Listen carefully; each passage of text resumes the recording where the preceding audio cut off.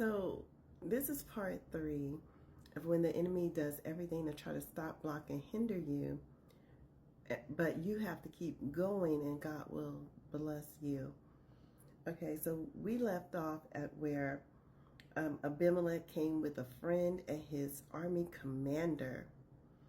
Isn't it something how these people have titles and supposedly power?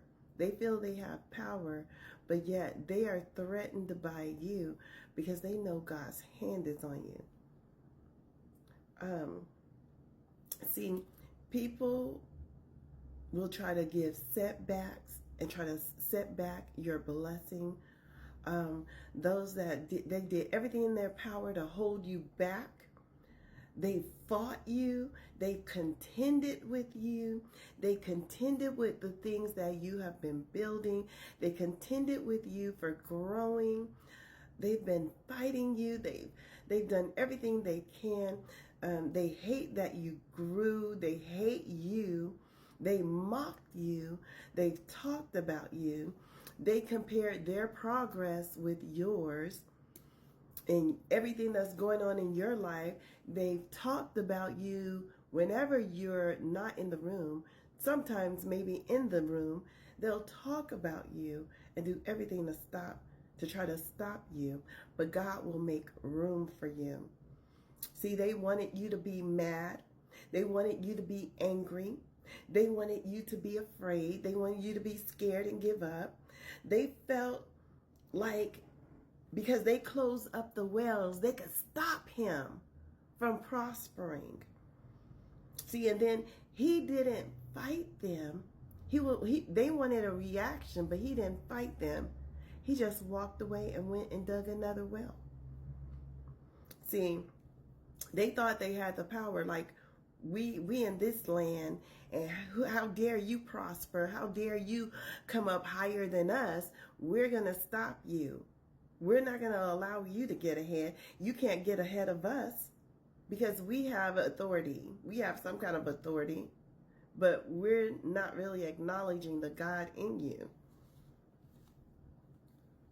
And so what I like about Isaac is he kept his peace and he walked away and he kept working toward what God had for him. See, sometimes people, they won't leave you alone. They have so much hatred in their hearts. And it's really the demons in them manifesting because of the light in you. They cannot stand your light. All you did was do the assignment God had for you. And they've been doing everything to stop, block, and hinder your assignment.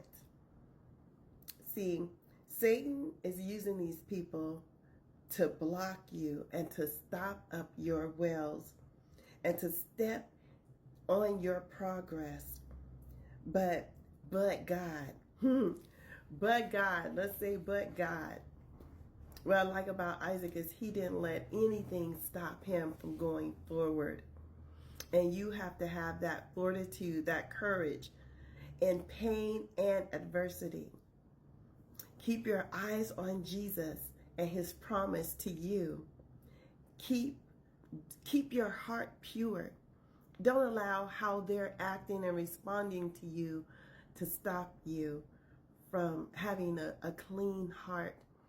You know, we know it goes against the pain that we feel, but forgiveness. Because forgiveness isn't saying, oh, I'm okay with how you treated me. But it's saying, you know what, I'm going to let it go and I'm going to let God handle you. I will let God deal with you. I forgive you. I'm moving on with my life. So then Abimelech, he came with his friend and his chief commander. And they said, certainly we've seen that God is with you. So we said, let there now be an oath between us, between you and us.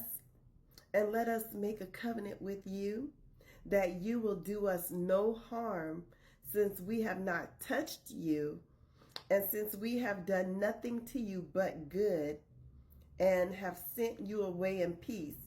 You are now blessed of the Lord. He's been the blessed of the Lord. They were threatened. But see, the thing is, I don't know what happened, but I can only imagine they kept trying to stop him, and God said, look, keep your hands off of my man of God.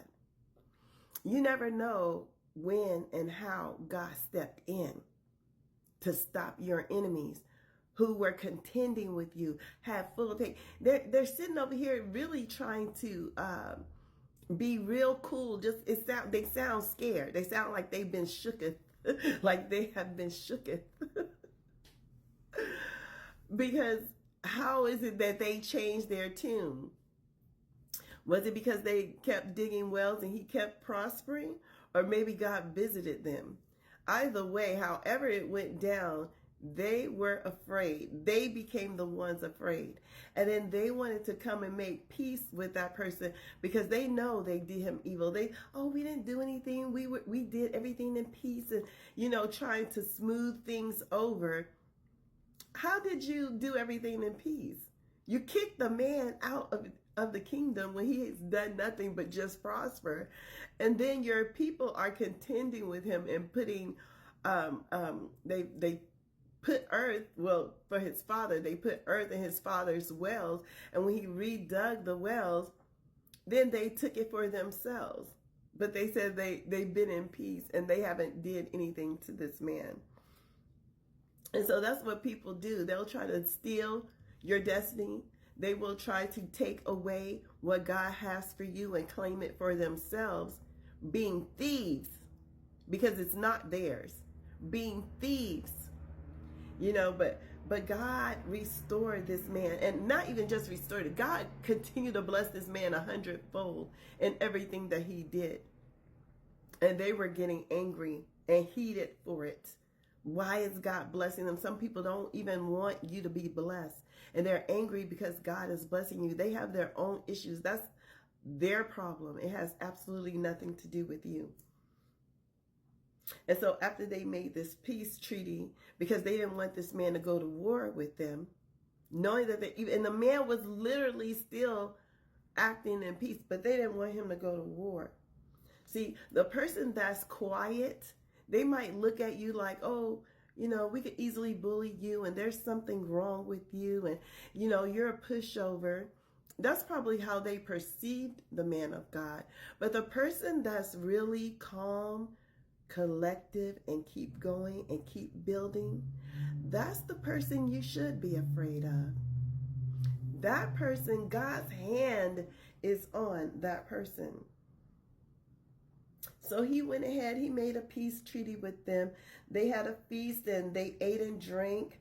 And then they rose early in the morning and made an oath to each other, swore an oath with one another. And Isaac sent them away, and they departed from him in peace. And it came to pass that day that his servants came and told him about the well which they dug, and said to him, we found water.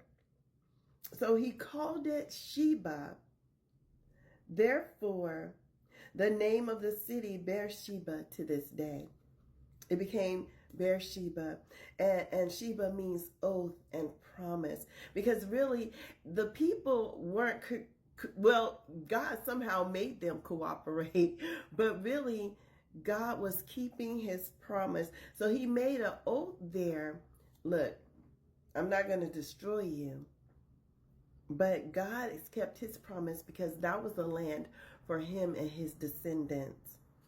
And so in this, and it's nothing wrong with your enemies making peace, because God said he will make even your enemies be at peace with you. So you keep going forward, you keep growing, and God keep getting stronger and stronger in the Lord. And those who are contending with you and fighting with you and coming against you every which way, they're being led by Satan. They're no threat because Satan is already a defeated foe. Stay on the course and be everything that God has called you to be, because he put it in you to be what he has called you to be. Be encouraged, everyone. Stay strong in the Lord. I love you, but he loves you so much more. God bless you.